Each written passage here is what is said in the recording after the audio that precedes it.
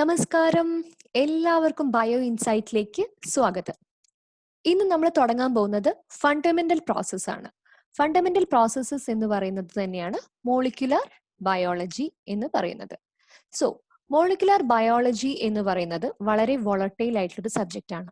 പെട്ടെന്ന് തന്നെ നമ്മളെ മൈൻഡിൽ നിന്ന്, നമ്മളെ ബ്രെയിനിൽ നിന്ന് അത് മറന്നു പോകാൻ സാധ്യതയുണ്ട്. സോ ഏറ്റവും കൂടുതൽ റിവിഷൻ വേണ്ട ഒരു ഭാഗമാണ് ഇത്. സോ ഈ ഒരു മോളിക്കുലർ ബയോളജിയിൽ നിങ്ങൾ സ്ട്രോങ് ആണെന്നുണ്ടെങ്കിൽ ഏറ്റവും കൂടുതൽ ഇപ്പോൾ കോമ്പറ്റേറ്റീവ് എക്സാംസ് നോക്കുകയാണെങ്കിൽ ഏറ്റവും കൂടുതൽ വെയിറ്റേജ് ഉള്ള ഒരു ഏരിയ മോളിക്കുലർ ബയോളജിയാണ്.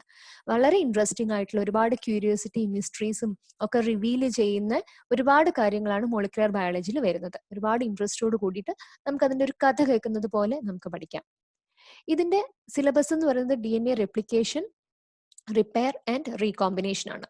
ആക്ച്വലി ഈ ഒരു റീകോമ്പിനേഷൻ പാർട്ട് നമ്മൾ യൂണിറ്റ് 8 ആണ് കൂടുതലായിട്ട് എക്സ്പ്ലെയിൻ ചെയ്യുന്നത്. ഓക്കെ, നമുക്ക് റിപ്പയറും റെപ്ലിക്കേഷനും ആണ് കൂടുതലായിട്ട് നോക്കേണ്ടത്. സോ റെപ്ലിക്കേഷൻ സ്റ്റാർട്ട് ചെയ്യുന്നതിന് മുന്നേ ഫണ്ടമെന്റൽസ് ആയിട്ടുള്ള കുറച്ച് കാര്യങ്ങൾ, DNA, RNA എങ്ങനെയാണ് ഡിസ്കവറി, അതിന്റെ കെമിസ്ട്രി എന്തൊക്കെയാണ് എന്നുള്ളത് നമുക്ക് നോക്കാം. സോ ഇന്ന് നമ്മൾക്കറിയാം DNA അല്ലെങ്കിൽ RNA ആണ് ജനറ്റിക് മെറ്റീരിയൽ എന്നുള്ളത്. പക്ഷെ എങ്ങനെ ആ ഒരു ഇൻഫോർമേഷനിലേക്ക് എത്തി എന്നുള്ള ഒരു കണ്ടുപിടുത്തങ്ങളുടെ സീരീസ് ഓഫ് എക്സ്പെരിമെന്റ്സ് എങ്ങനെയാണ് ഡെവലപ്പ് ആയി വന്നത് എന്നുള്ളത് നമുക്ക് നോക്കാം. The search for the genetic material. ഒരുപാട് കാലങ്ങൾക്ക് മുന്നേ സയന്റിസ്റ്റ് എല്ലാവരും വിചാരിച്ചിട്ടുണ്ടായിരുന്നത് പ്രോട്ടീൻസ് ആണ് നമ്മുടെ ജനറ്റിക് മെറ്റീരിയൽ എന്നായിരുന്നു എല്ലാവരും ബിലീവ് ചെയ്തിട്ടുണ്ടായിരുന്നത്.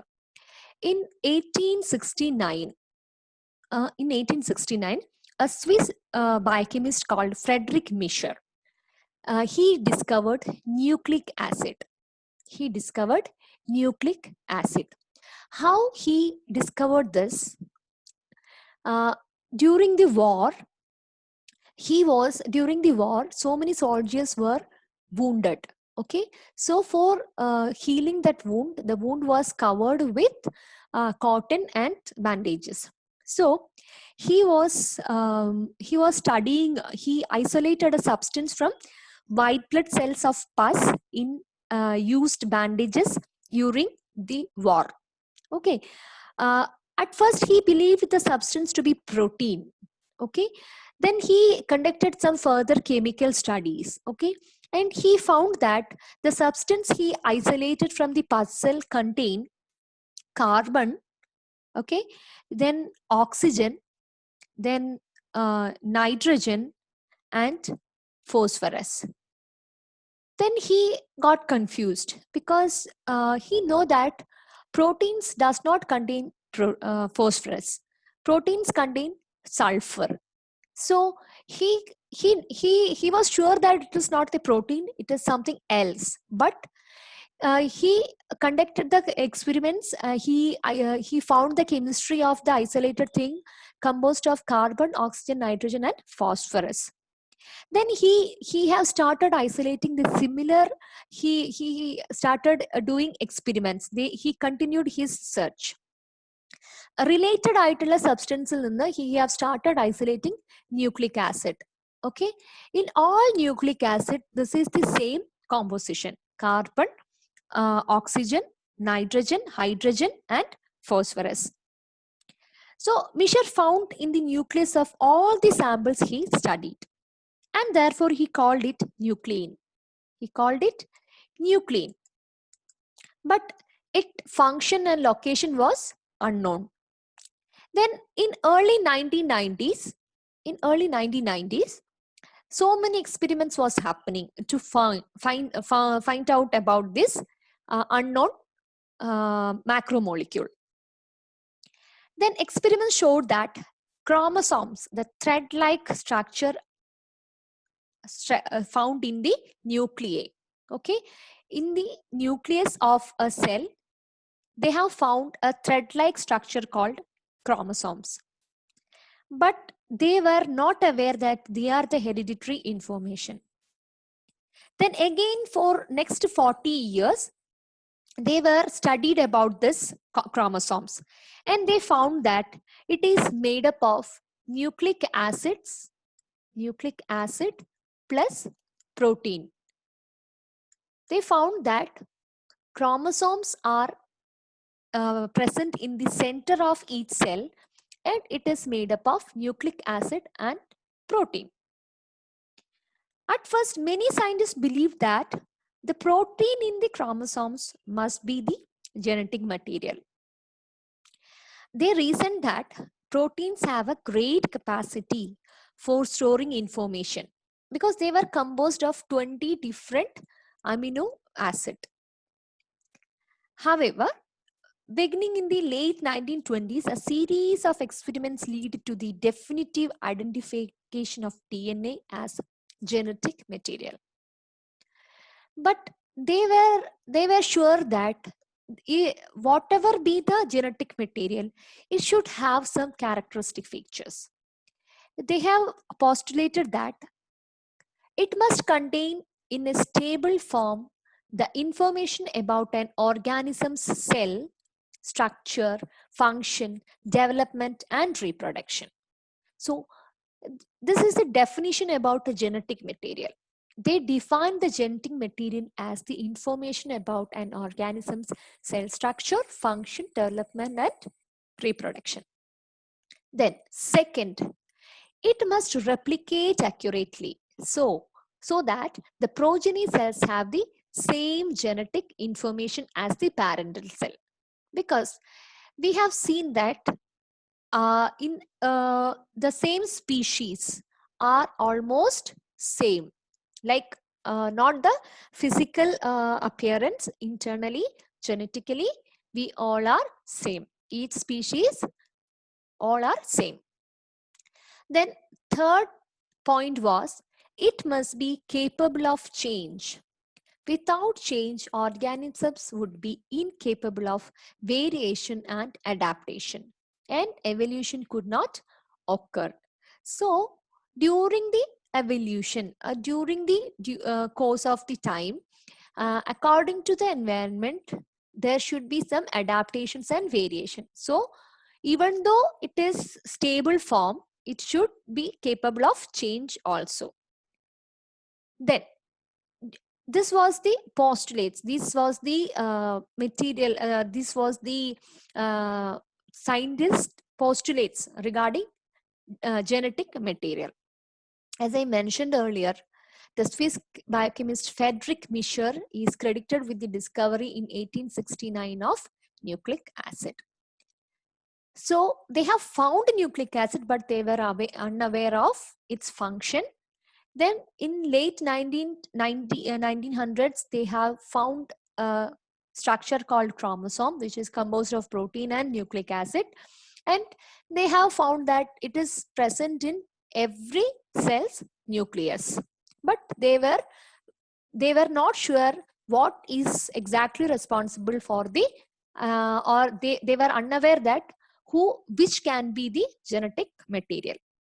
Then so many experiments have started. The first one is Griffith's transformation experiment. In 1928, Frederick Griffith, a British medical officer, was working with Streptococcus pneumoniae, also called pneumococcus, a bacterium that causes pneumonia. Okay, Griffith used 2 strains of the bacterium, the S strain, which produces smooth, shiny colonies. Okay, S strain, smooth, shiny colonies, and is virulent. And it is virulent. Virulent means it can cause disease. And the R strain, which produce rough colonies. Okay, rough colonies, and it is harmless. So, എങ്ങനെയാണ് ഗ്രിഫിത്തിന്റെ studies transformation principle discover ചെയ്തത് എന്നുള്ളത് നോക്കാം. ഇതാണ് Griffith experiment എന്ന് പറയുന്നത്. Although this S and R difference distinction was not known at the time. Okay, the virulence of the S strain is due to the presence of polysaccharide. Okay, S strain in a polysaccharide cotton, it is called capsule. Okay, ഇങ്ങനെ ഒരു capsule S strain ഉള്ളത് കൊണ്ടാണ് അത് വിറുലന്റ് ആവുന്നത്. Okay, it can, നമ്മൾ പഠിച്ചു chapter 2 പഠിക്കുന്ന സമയത്ത്, പ്ലാസ്മ മെംബ്രെയിനിന്റെ കാർബോഹൈഡ്രേറ്റ് പഠിക്കുന്ന സമയത്ത് നമ്മൾ ക്യാപ്സ്യൂൾസ് ഒക്കെ പഠിച്ചു. ക്യാപ്സ്യൂൾസ് ഉള്ളത് കൊണ്ടാണ് they are escaping from the they are escaping from our immune system. അല്ലെ, ക്യാപ്സ്യൂളിനെ പറ്റി നമ്മൾ പഠിച്ചതാണ്. So pneumococcus strain S is having a capsule and it is virulent. And R strain don't have this because ഈ R strain ഒരു mutation സംഭവിച്ചിട്ടുണ്ട്. Because of this mutation, it is lacking some genes to produce capsule. Okay, that is the only difference. Otherwise, genetically they are identical. Okay, then എന്താണ് experiment ചെയ്തത് എന്നുള്ളത് നോക്കാം. 4 set experiment ആയിരുന്നു അദ്ദേഹം ചെയ്തിട്ടുണ്ടായിരുന്നത്. Okay, നമ്മളൊരു എക്സ്പെരിമെന്റ് ചെയ്തിട്ട് നമ്മൾ നമ്മൾ അതിന് പ്രൂവ് ചെയ്യണമെന്നുണ്ടെങ്കിൽ നമുക്ക് ആദ്യം ഒരു കൺട്രോൾ വേണം. ഓക്കെ, നമുക്കൊരു സ്റ്റാൻഡേർഡ് കൺട്രോൾ വേണം, ദെൻ ഒരു എക്സ്പെരിമെന്റ് വേണം.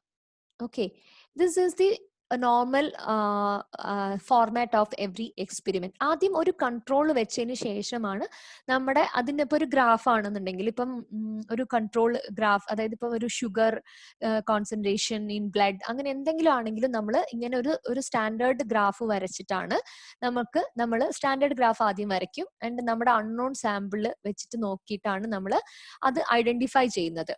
ഓക്കെ, അതുപോലെ തന്നെയാണ് ഈ ഒരു എക്സ്പെരിമെന്റ് എന്ന് പറയുന്നത്. ഓക്കെ, ആദ്യം ഒരു കൺട്രോൾ സെറ്റ് ചെയ്തു, then he have conducted the experiment. എന്തൊക്കെയാണ് കൺട്രോൾസ് എന്ന് നോക്കാം. ഫസ്റ്റ് സെറ്റില് ലിവിങ് ആർ സെൽസിനെ മൈസിൽ ഇഞ്ചെക്ട് ചെയ്തു and he isolated the R cells. Okay, and mouse was healthy. Second സെറ്റില് ലിവിങ് എസ് സെൽ യൂസ് ചെയ്തു, ഇഞ്ചെക്ട് ചെയ്തു മൈസിൽ. മൈസ് ഡെഡ് ആയി and he isolated S cells from the dead mouse. ഈ ഒരു എക്സ്പെരിമെന്റ് എന്തിനാ ചെയ്തതെന്ന് വെച്ച് കഴിഞ്ഞാൽ to prove that R cells are harmless. Okay, ഈ ഒരു എക്സ്പെരിമെന്റ് എന്താണ് പ്രൂവ് ചെയ്തത്? ആർ സെൽസ് ഹാംലെസ് ആണെന്നുള്ളത് പ്രൂവ് ചെയ്തു. ഈ ഒരു എക്സ്പെരിമെന്റ് എന്താണ് പ്രൂവ് ചെയ്തത്? സെക്കൻഡ് സെറ്റ് എന്താണ് പ്രൂവ് ചെയ്തത്? എസ് സെൽസ് ആർ വിറുലന്റ് എന്നുള്ളത് പ്രൂവ് ചെയ്തു. ദെൻ ദ തേർഡ് സെറ്റ് എന്തായിരുന്നു എന്ന് പറഞ്ഞു കഴിഞ്ഞാല് heat killed S cells. S സെൽസിന്റെ ഹീറ്റ് കില്ല് ചെയ്തിട്ട് മൗസിൽ ഇഞ്ചെക്ട് ചെയ്തു. But nothing grown in the plate, no cells from healthy mouse. So ഈ ഒരു സെറ്റ് എന്തിനാ യൂസ് ചെയ്തതെന്ന് വെച്ച് കഴിഞ്ഞാല് heat killing is destroying something. Heat killing is destroying the ability of the S strain to cause disease.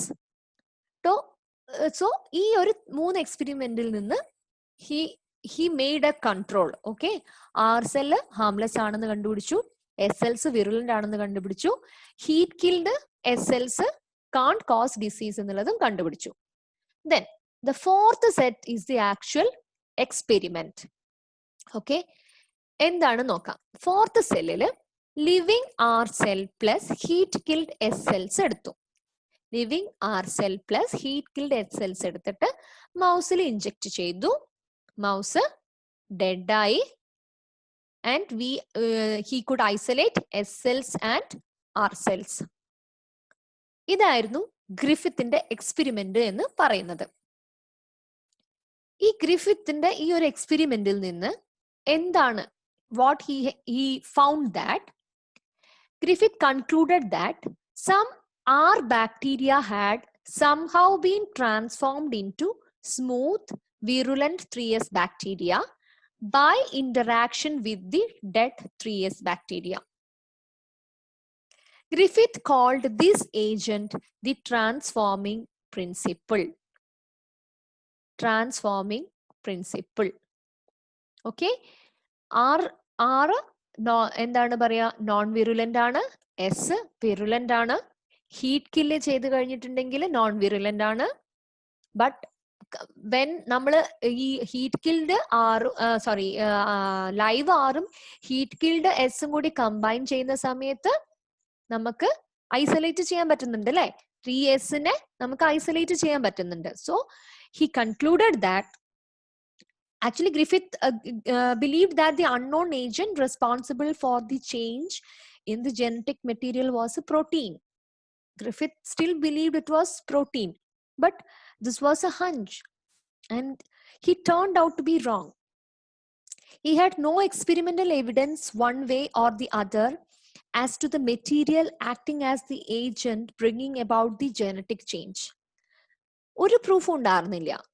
Only he can say that something is transforming, some interaction is the reason, a kind of interaction between R and S is the reason for transforming this R to S, and he called that as transforming principle. So this was the Griffith experiment. then എന്ത് സംഭവിച്ചു?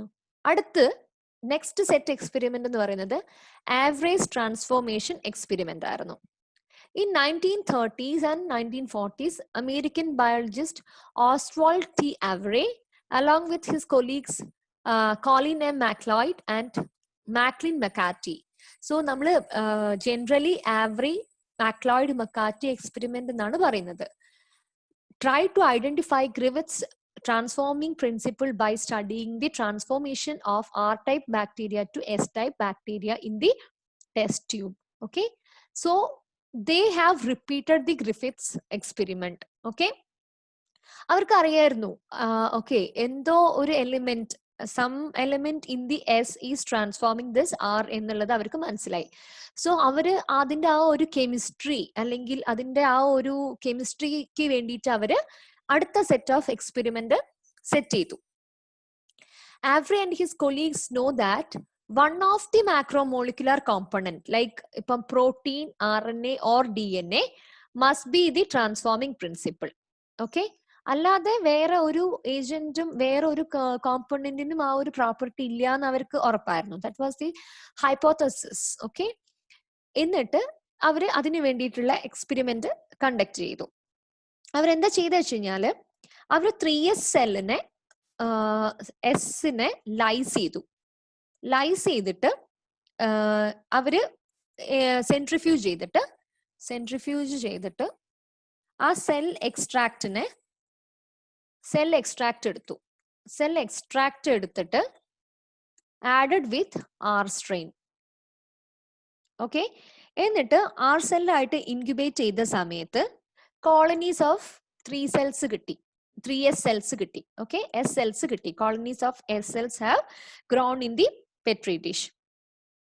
So അപ്പൊ എന്തായി? ഉറപ്പായി. Okay, whatever it may be the transforming principle that have entered into our cell. Okay, so transforming principle is also came with the cell extract എന്നുള്ളത് അവരൊന്ന് confirm ചെയ്തു. Okay, അതായിരുന്നു അവരുടെ ഫസ്റ്റ് സെറ്റ് ഓഫ് എക്സ്പെരിമെന്റ് എന്ന് പറയുന്നത്. Then അതായത് അത് പക്ഷെ അവർക്ക് അറിയാം ഏത് മാക്രോ മോളിക്യൂളാണ് എന്നുള്ളത് അവർക്ക് ഇനി കണ്ടുപിടിക്കണം ബാക്കിയുണ്ട്. സോ അവർ എന്ത് ചെയ്തു എന്ന് വെച്ച് കഴിഞ്ഞാല് mixture of DNA and RNA from 3S bacteria എടുത്തിട്ട് അതിനെ RNAs ആയിട്ട് ട്രീറ്റ് ചെയ്തു. They have conducted some protein treatment. Okay, RNAs എന്താ ചെയ്തു കഴിഞ്ഞാൽ RNAs will degrade only RNA. Okay, so in this sample there is no RNA ഇല്ലാത്ത sample ആയിരുന്നു ഇത്. ഓക്കെ, ഓൺലി DNA അല്ലെങ്കിൽ പ്രോട്ടീൻ അല്ലെങ്കിൽ അതർ മാക്രോമോളിക്യൂൾ ഈസ് പ്രസന്റ്. എന്നിട്ട് ഇതിനെ R സെൽസ് ആയിട്ട് കമ്പൈൻ ചെയ്തു. R+S കമ്പൈൻ ചെയ്തു. 3S സെൽസ് ഐസൊലേറ്റ് ചെയ്തു. ദെൻ നെക്സ്റ്റ് സെറ്റിൽ അവർ എന്ത് ചെയ്തു വെച്ച് കഴിഞ്ഞാൽ ഈ mixture of DNA and RNA സാമ്പിളിലേക്ക് DNAs treat ചെയ്തു. DNAs എന്ത് ചെയ്യുന്ന വെച്ച് കഴിഞ്ഞാൽ they will destroy only DNA. Okay, so in this mixture there is no DNA, only RNA and other macromolecules present. Then they have mixed with R species and there is no 3S transformants. avarku 3S cells kittiyilla. So they concluded that DNA is the transforming principle or DNA is the genetic material എന്നുള്ളത് അവർക്ക് മനസ്സിലായി. So ഇതാണ് അതിന്റെ main ആയിട്ടുള്ള അതെങ്കിൽ ആ ഒരു കുറച്ചും കൂടി ഒരു ഗ്രേറ്റ് എക്സ്പ്ലനേഷൻ എന്ന് പറയുന്നത് ഇതാണ്. അവര് ഹീറ്റ് കിൽഡ് S സെൽസിനെ എടുത്തിട്ട് സെല്ലൈസ് ചെയ്തിട്ട് സെൻട്രിഫ്യൂജ് ചെയ്തിട്ട് മാക്രോമോളിക്യൂൾസിനെ അവർ ലിപ്പിഡ്സിനും ഷുഗറിനെ അവർ റിമൂവ് ചെയ്തു. Okay, so now this set contain only proteins, RNA and remains. Okay, so protein, RNA, DNA മാത്രമേ ഉള്ളൂ. So ഇതാണ് നമ്മുടെ first sample. First സാമ്പിളില് proteinase add ചെയ്തു. പ്രോട്ടീനേസ് ആഡ് ചെയ്തപ്പം there is no protein in this sample, but RNA ഉണ്ട്, DNA ഉണ്ട്. RNA plus DNA is there in this set. And R cell ആയിട്ട് R cell also added. പക്ഷെ എന്ത് ചെയ്തു? S cells appear ചെയ്തു. Second സെറ്റിന്റെ അകത്ത് അവരെന്ത് ചെയ്തു എന്ന് വെച്ച് കഴിഞ്ഞാല് RNAs ആഡ് ചെയ്തു. RNAs ആഡ് ചെയ്തപ്പോൾ there is no RNA, only DNA and protein ആണ് ഉള്ളത്. അവിടെയും എസ് എൽ അപ്പിയർ ചെയ്തു. ദെൻ തേർഡ് സെറ്റില് അവര് DNAs ആഡ് ചെയ്തു. DNAs means no DNA, only RNA and protein is there in this mixture, but there is no SL appear. So the results show that DNA is the transforming principle. ഇങ്ങനെയാണ് അവര് ആ ഒരു എക്സ്പെരിമെന്റിൽ കൂടി DNA ആണ് nucleic acid അല്ലെങ്കിൽ nucleic acid DNA is the exact genetic material എന്നുള്ളത് അവര് confirm ചെയ്തത്. ഓക്കെ, ദെൻ നെക്സ്റ്റ് എക്സ്പെരിമെന്റ് ആണ് ഹർഷേ ചേസ് എക്സ്പെരിമെന്റ് എന്ന് പറയുന്നത്. ഹർഷേ ചേസ് എക്സ്പെരിമെന്റ് എന്തിനാന്ന് വെച്ച് കഴിഞ്ഞാൽ ഒന്നും കൂടി കൺഫേം ചെയ്യാൻ വേണ്ടിയിട്ട് DNA ആണ് ജനറ്റിക് മെറ്റീരിയൽ എന്നുള്ളത് ഒന്നും കൂടി പ്രൂവ് ചെയ്യാൻ വേണ്ടിയിട്ടാണ് അവർ ഈ ഒരു experiment Hershey and Chase experiment conduct ചെയ്തത്. In 1953, Alfred Hershey and Martha Chase published a paper that provided more evidence that DNA was the genetic material. Okay, Hershey Chase എക്സ്പെരിമെന്റിൽ എന്താ ചെയ്തതെന്ന് വെച്ച് കഴിഞ്ഞാല് അവര് T2 ഫാജ് അല്ലെങ്കിൽ ഇറ്റ്സ് എ ബാക്ടീരിയോഫാജ് എന്ന് പറഞ്ഞു കഴിഞ്ഞാല് virus attacking bacteria. Okay, it is called bacteriophage. അതില് they have chosen T2 bacteria. T2 ബാക്ടീരിയയുടെ പ്രത്യേകത എന്താ വെച്ച് കഴിഞ്ഞാല് അതിന്റെ ഹോസ്റ്റ് ഇക്കോളൈ സെൽസ് ആണ്. ഇക്കോളൈ ആണ് അതിന്റെ ഹോസ്റ്റ് എന്ന് പറയുന്നത്. So like all other viruses T2 is also എന്താ പറയാ attack E. coli and it will make use of host molecular machinery to make more viruses. So അതാണ് T2 ഫാജിനെ അവർ use ചെയ്യാൻ എടുത്തത്. നമുക്ക് അതിന്റെ ഒരു ലൈഫ് സൈക്കിൾ എന്താണെന്നുള്ളത് നോക്കാം. നോർമലി ഇത് നമ്മുടെ ഹോസ്റ്റ് ഈക്കോളെ സെല്ലാണ്. നോർമലി ഫാജ് ഇൻഫെക്ട് ചെയ്യുന്ന സമയത്ത് they will inject its genetic material into E. coli cell. Okay, ഈ ഫാജ് ജനറ്റിക് മെറ്റീരിയൽ ഈ കോളൈ സെല്ലിൽ എത്തിക്കഴിഞ്ഞാൽ it will encode some enzyme that will destroy the host DNA. Okay, then it will start they will start replicating the chromosome. Okay, so they will produce so many phage chromosome. Then next stage, phage genes are expressed to produce structural components of the phage particle. Another phage particle will produce അവര് എന്താണ് അതിന്റെ protein കോട്ടും ഒക്കെ produce ചെയ്യും. Then next they will assemble itself. Okay, so ആ protein കവറിനുള്ളിൽ genetic material pack ചെയ്ത് കഴിഞ്ഞു കഴിഞ്ഞാൽ അസംബ്ലേജ് കഴിഞ്ഞു കഴിഞ്ഞാൽ they will rupture the host cell and they will release from the cell and they will start the next infecting cell. So this is the basic like this is the way T2 phage is infecting E. coli cell. Okay, so അവര് T2 phage എടുക്കാൻ കാരണം എന്താ വെച്ച് കഴിഞ്ഞാൽ T2 phage is only made up of DNA and protein. Okay, it's a very simple structure, so that's why they have chosen T2 phage. Then അവരെന്താ ചെയ്ത വെച്ചാല് അതായത് അവരുടെ എയിം അല്ലെങ്കിൽ അവരുടെ ഹൈപ്പോത്തസിസ് എന്തായിരുന്നു എന്ന് വെച്ച് കഴിഞ്ഞാല് T2 ഫാജിന്റെ ജനറ്റിക് മെറ്റീരിയൽ DNA ആണ്, നോട്ട് ദി പ്രോട്ടീൻ. അത് പ്രൂവ് ചെയ്യാൻ വേണ്ടിയിട്ടാണ് അവർ ഈ ഒരു എക്സ്പെരിമെന്റ് ചെയ്തത്. അതില് ഹർഷേ നോബൽ പ്രൈസ് കിട്ടിയിട്ടുണ്ട്, discovery concerning the genetic structure of the virus in 1969. So ഇത് ഓർമ്മയുണ്ടല്ലോ, ഇതാണ് T2 ഫാജിന്റെ ലൈറ്റിക് സൈക്കിൾ എന്ന് പറയുന്നത്. സോ ഈ ഒരു ലൈറ്റിക് സൈക്കിളിന്റെ ബേസിലാണ് അവര് എക്സ്പെരിമെന്റ് കണ്ടക്ട് ചെയ്തത്. എന്താണ് എക്സ്പെരിമെന്റ് എന്ന് നോക്കാം. ഫസ്റ്റ് തന്നെ Hershey and Chase grow cells of E coli in media containing either a radioactive isotope of phosphorus P32 or a radioactive isotope of sulfur. Okay, അവര് P32 ഐസോട്ടോപ്പും S35 ഐസോട്ടോപ്പും ആണ് യൂസ് ചെയ്തത്. എന്തുകൊണ്ടാണ് P32 and S എന്നറിയോ? They used P and S isotope because DNA contains phosphorus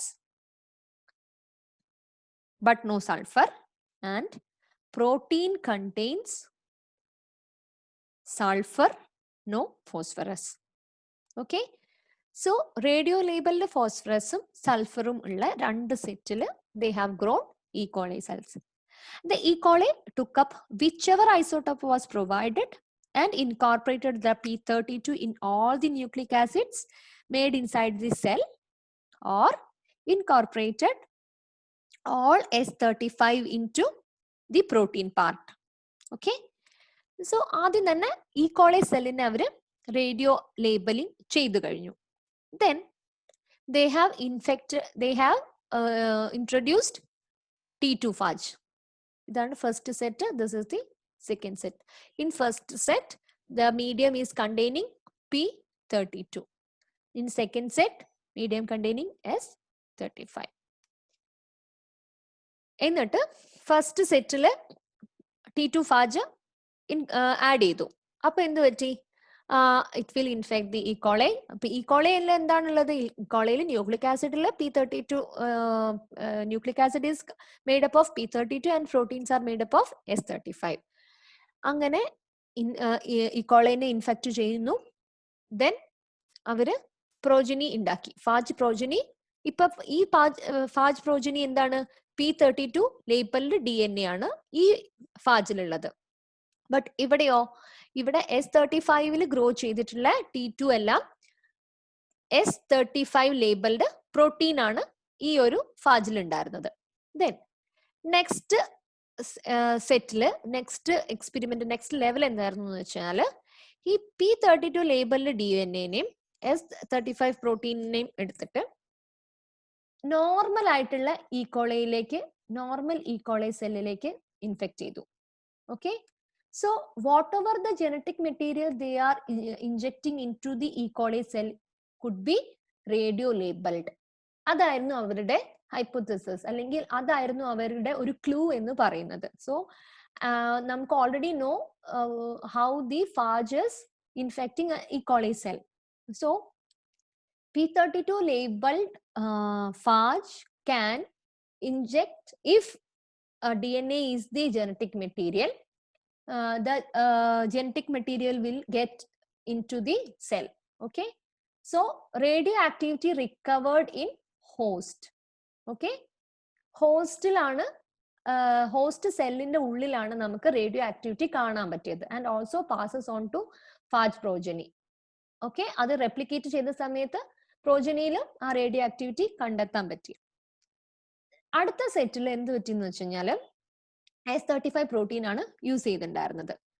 so what could be the genetic material? It will be injected into the cell. Okay, പക്ഷെ ഈ സെല്ലില് radioactivity ഇല്ല. പക്ഷെ എവിടെയാണ് radioactivity ഉള്ളത്? In the phage ghost. Okay, phage ghost എന്ന് പറയുന്നത് normally phages only inject the genetic material, protein part അവിടെ പുറത്ത് ഷെഡ് ചെയ്ത് കളയും. സോ അതിനെയാണ് നമ്മൾ ഫാജ് ഗോസ്റ്റ് എന്ന് പറയുന്നത്. So radioactivity recovered in the phage ghost. Okay, so എങ്ങനെയാണ് അത് ആ ഒരു എക്സ്പെരിമെന്റ് ചെയ്തതെന്നുള്ളത് നോക്കാം. Okay, no radioactivity enter into the cell. Okay, experiment 1 testing proteins ആണ്. ഓക്കെ, എന്ത് ചെയ്തെന്ന് വെച്ച് കഴിഞ്ഞാൽ phage grown with radioactive S സൾഫറിനെ സെൻട്രിഫ്യൂജ് ചെയ്തു.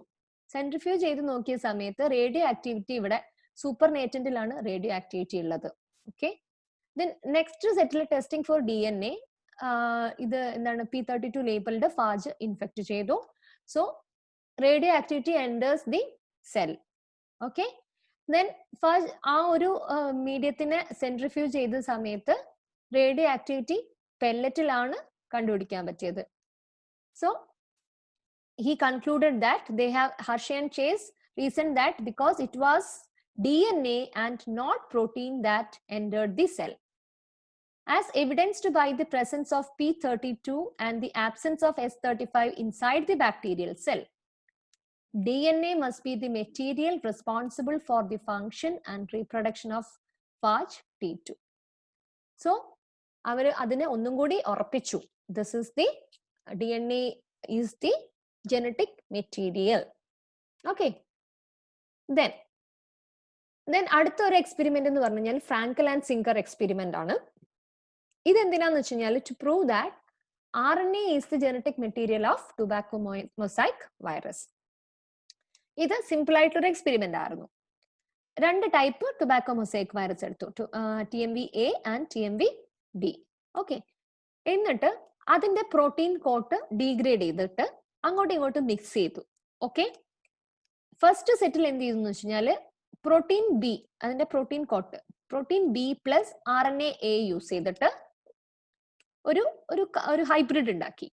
എന്നിട്ട് ആ ഹൈബ്രിഡ് വെച്ചിട്ട് ഇൻഫെക്ട് ചെയ്തു, ടുബാക്കോ ലീഫ് ഇൻഫെക്ട് ചെയ്തു. After the infection he recovered type A progeny. Okay, type A പ്രോജനിയാണ് കിട്ടിയിട്ടുള്ളത്. സെക്കൻഡ് സെറ്റ് എക്സ്പെരിമെന്റിൽ എന്ത് സംഭവിച്ചു വെച്ചാല് ഇവിടെ RNA-Bയും പ്രോട്ടീൻ എയും കൂടിയുള്ള ഒരു ഹൈബ്രിഡ് ഉണ്ടാക്കി. എന്നിട്ട് ഇൻഫെക്ട് ചെയ്തു. After infection he recovered type B progeny. അപ്പൊ എന്തായി? പ്രോട്ടീൻ അല്ല, RNA ആണ് ജനറ്റിക് മെറ്റീരിയൽ, അല്ലെങ്കിൽ RNA is the hereditary material എന്നുള്ളത് ഒന്നുകൂടി പ്രൂവ് ചെയ്തു. സോ ഇതാണ് നമ്മുടെ DNA or RNA is the genetic material എന്ന ഡിസ്കവറിയിലേക്ക് എത്തിച്ച ഒരുപാട് എക്സ്പെരിമെന്റ്സ് എന്ന് പറയുന്നത്. സോ ഇതൊരു ഇൻട്രൊഡക്ഷൻ മാത്രമാണ്. ഇനി നമുക്ക് DNA-ന്റെ കെമിസ്ട്രി, കോമ്പണൻസും കാര്യങ്ങളൊക്കെ നമുക്ക് നന്നായിട്ട് പഠിക്കണം. അത് കഴിഞ്ഞിട്ട് നമുക്ക് റെപ്ലിക്കേഷൻ സ്റ്റാർട്ട് ചെയ്യാം. So thank you so much for watching this video. നന്നായിട്ട് റിവൈസ് ചെയ്യുക. റിപ്പീറ്റഡ് ആയിട്ടുള്ള സ്റ്റഡീസ് ആവശ്യമാണ്. നിങ്ങൾക്ക് ഇനി എന്ത് ഹെൽപ്പ് വേണമെങ്കിലും നിങ്ങൾക്ക് ഞങ്ങളെ കോൺടാക്ട് ചെയ്യാം. This is our WhatsApp number, or you can email also. We are providing typed materials. പിന്നെ ക്വസ്റ്റ്യൻ യൂണിറ്റ് വൈസ് സോർട്ട് ചെയ്തിട്ടുള്ള ക്വസ്റ്റ്യൻ പേപ്പേഴ്സ് എല്ലാം അവൈലബിൾ ആണ്.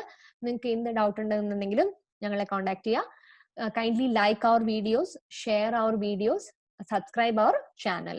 Thank you so much. We will meet you in the next class.